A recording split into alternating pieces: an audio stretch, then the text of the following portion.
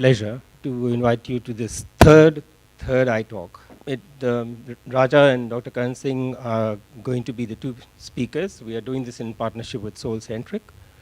Let me just tell you a little bit about Universal Quest as an idea and as a venture that it is developing. We're trying to develop a new kind of organization that looks at consciousness and science, but removed from all the baggage that goes with it, which sometimes takes it down instead of up.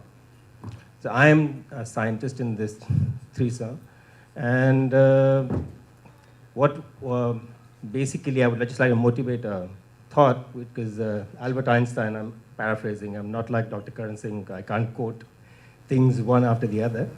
I've been brought up by the CBSE system, so that is not there anymore. What Einstein said, those who know the difference between past, present, and future is an illusion. And we all know that, that knowledge comes easily, but wisdom dithers. And that's particularly the case with consciousness and how people sometimes are not able to go up, or what they think is up. And that's where I leave it. Here, Dr. Karan Singh and Raja, do you want to start? Thank you.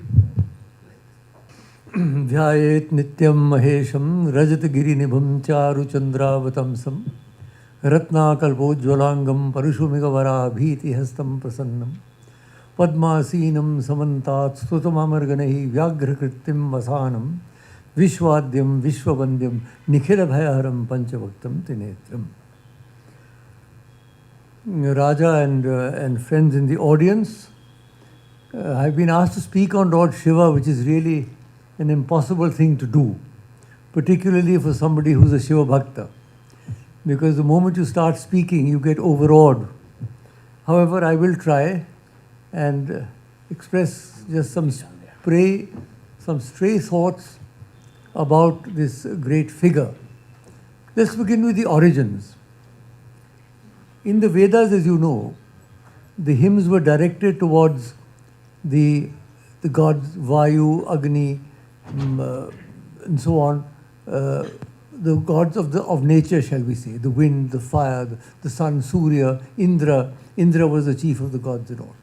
And there was also a god called Rudra, was not very prominent in the Vedas. But then what happened was that a very interesting thing happened. In the Upanishads, which come immediately at the end of the Vedas, hence they are known as the Vedanta, Shiva starts appearing. He appears in the Kena Upanishad as the Yaksha, who asks the questions of these gods. You know the story of the Kena Upanishad. The gods thought they had won a great victory, and Agni, Vayu and Indra, they were very proud. And then suddenly this figure appeared before them. They didn't recognize him.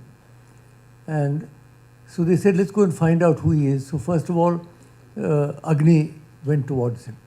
Before he could speak, the Yaksha asked him, who are you? He said, I'm Agni. What can you do? I can burn anything on this earth. He put a straw down, burn this. Agni wasn't able to do it and went back. Then Vayu went. And the Yaksha asked him, who are you? And he said, I'm Vayu. What can you do? He said, I can blow anything away. He said, blow away this straw. He wasn't able to do it. Then Indra went, and when Indra approached it, the Yaksha disappeared. And in its place was Uma. Tatreva akashe ajagam striyam bahushobhamanam umam hemavati. Uma, multi-splendid woman, bahushobhamanam, Uma. And she said, it is Brahman who won this victory, not you. So in a way, in this Upanishad, they showed that these Vedic gods had been transcended. And then in the Shvetashvatar Upanishad, the word from Rudra starts with Rudra, goes to Ishvara, and finally the name of Shiva itself comes. And then, of course, you have the Puranas, where the whole situation changes, the Vedic gods disappear, and the trinity of Brahma, Vishnu and Mahesh, they come in center stage. But the interesting thing about Shiva is, he's much older than the Vedas. Because if you look at this seal, the Mohenjo-daro seal on the left, that is one of the seals found in Mohenjo-daro. And quite clearly, that is a Shiva-like figure. The Pashupati, he has the animals, he's known as the Lord of the animals, Lord of the beasts. So Shiva seems to have been almost a pre-Vedic, or perhaps if you like, a pre-Aryan deity. And then he became so powerful that ultimately he had to be incorporated into the Vedic trinity. The glory of Hinduism, of course, lies in the fact that there are so many multiple facets of the divine. It's like a multifaceted diamond. Each facet has its own beauty, and yet it is a single diamond.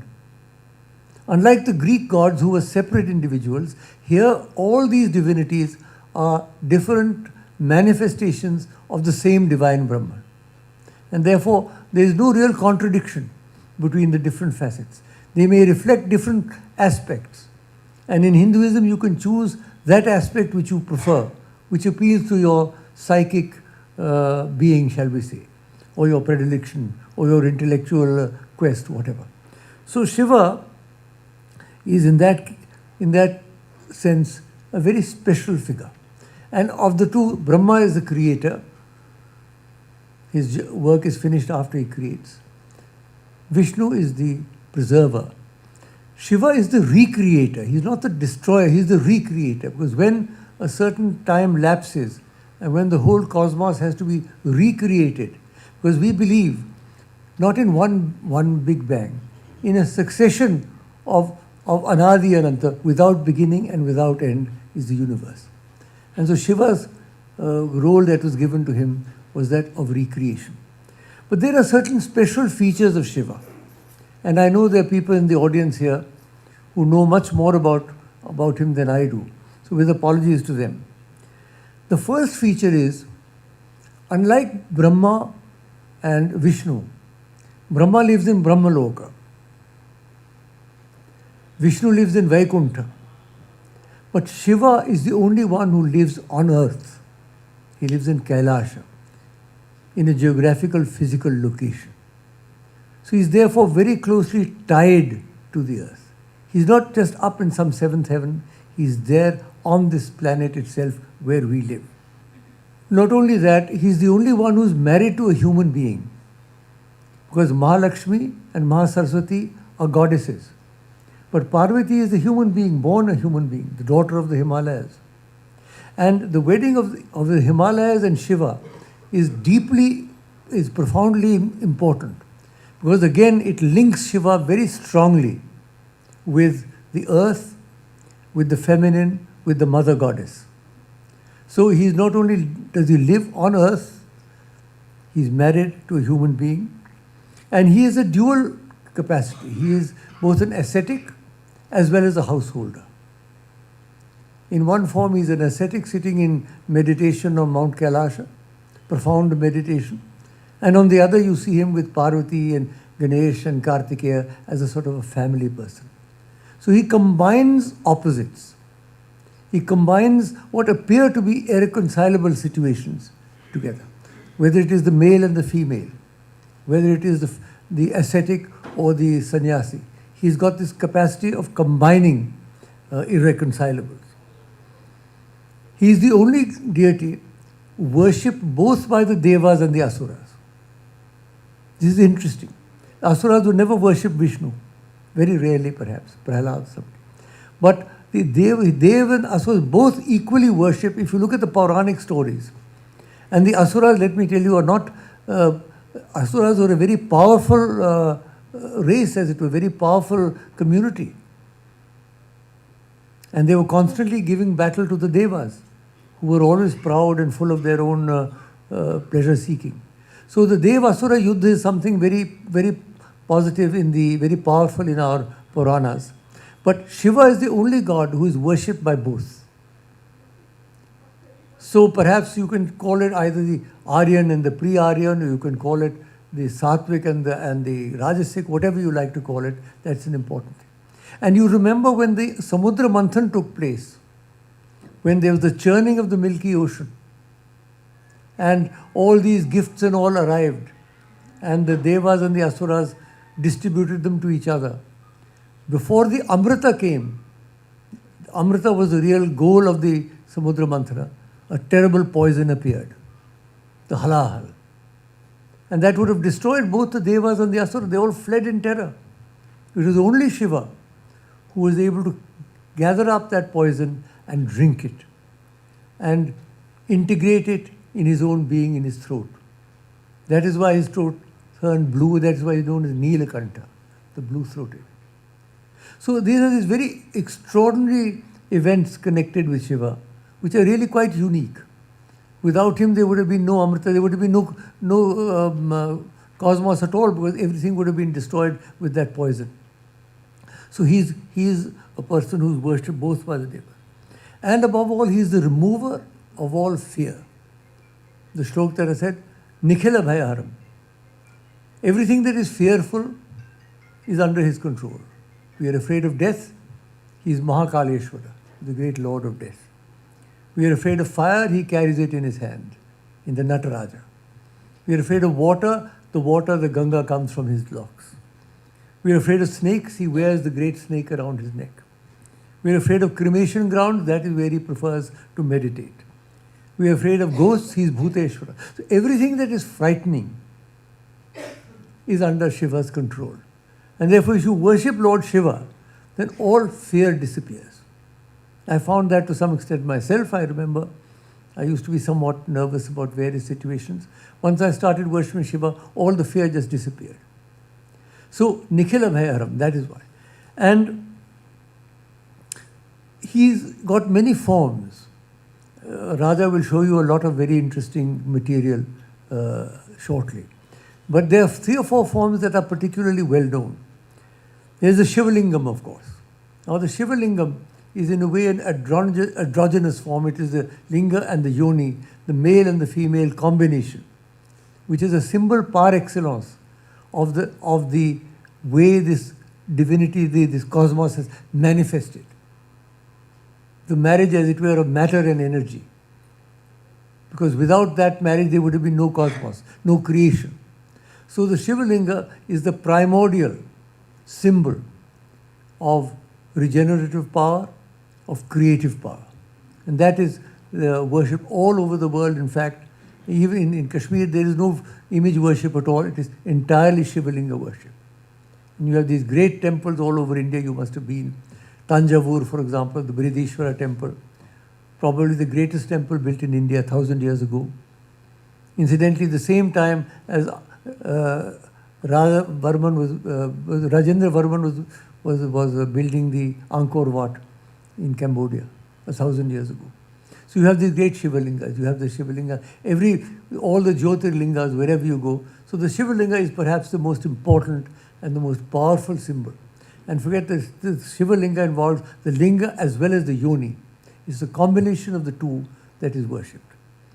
Then there's the other, his roop as a Mahayogi, where he is seated in the yogic posture, immersed in deep meditation. He is the Mahayogi, he is the great yoga. All the yoga that we hear about and read about in various manifestations really began with Shiva. He is the Mahayogi. Then he's shown sometimes, particularly in Pahadi paintings and others, and Rajarama Varma paintings, as a family man, with Parvati and baby Ganesh and baby Kartikeya next to him.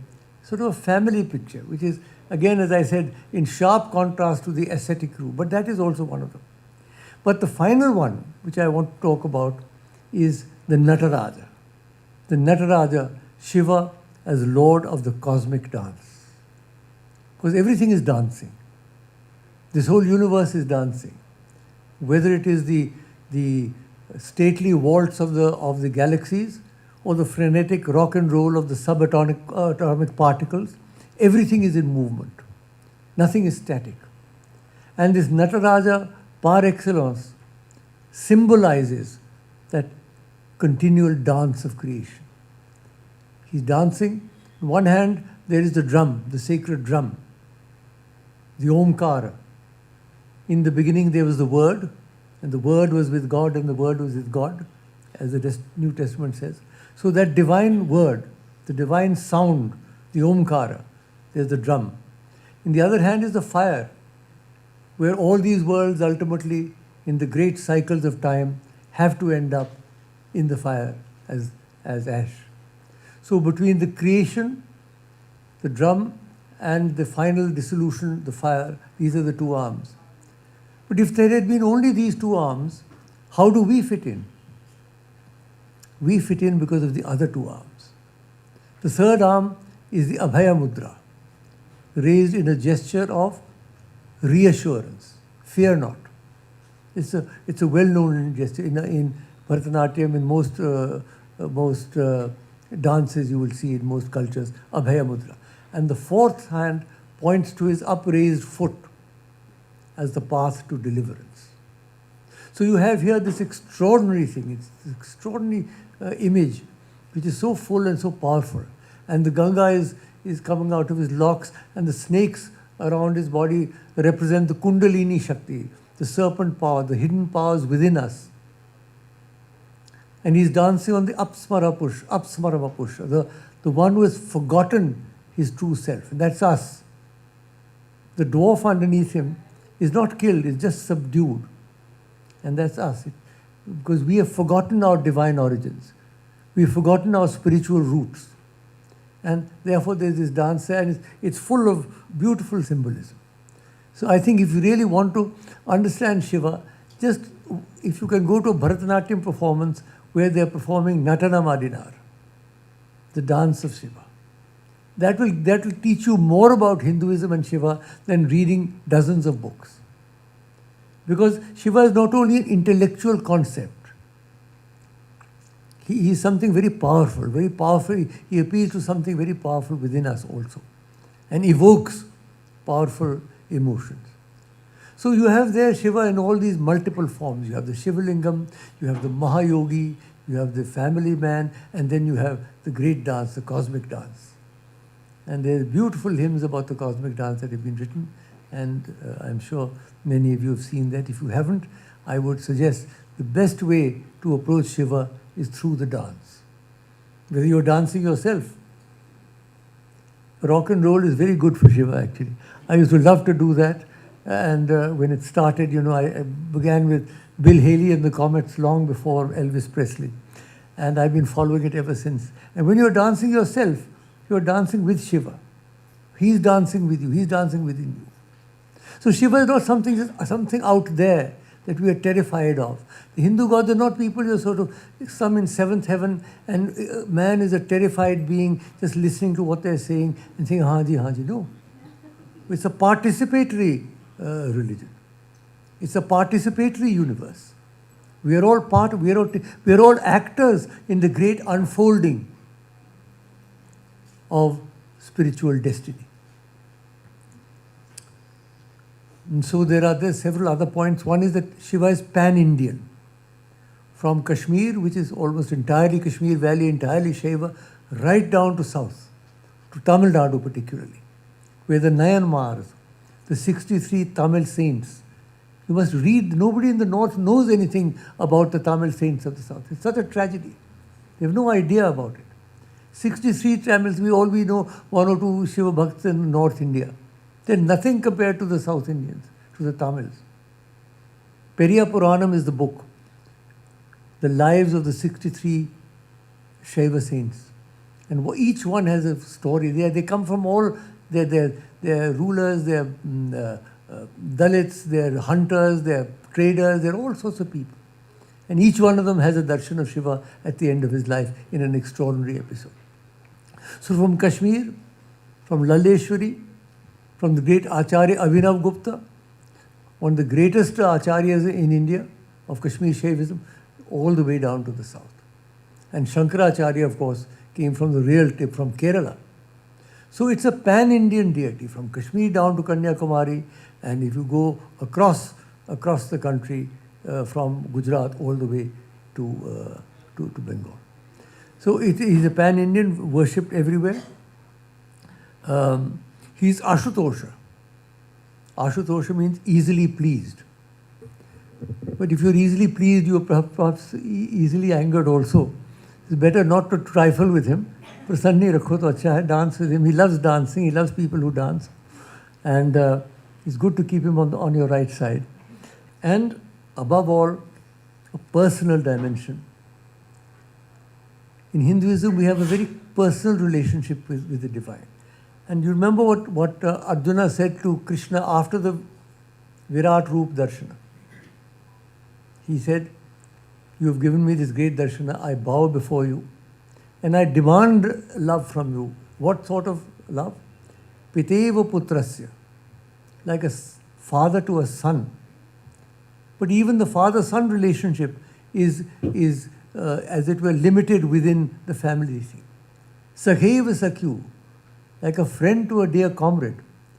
Friendship knows no distinctions. A king and a beggar can be friends.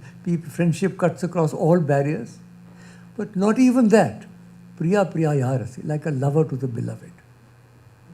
So the relationship to the divine, a combination of the love of a father for a son, of a friend to a dear comrade, and of the lover to the beloved, that is the combination that we should try and have when we worship Shiva.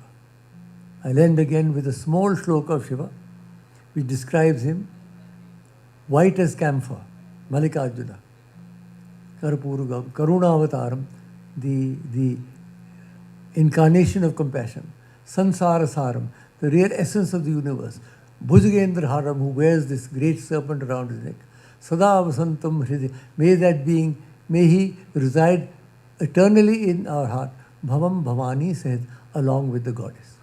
Karpur Gauram Karunavataram, Sansarasaram Bhujagendraharam, Sada Vasantam Hridayarvinde, Bhavam Bhavani Sahitam Bhava. Thank you.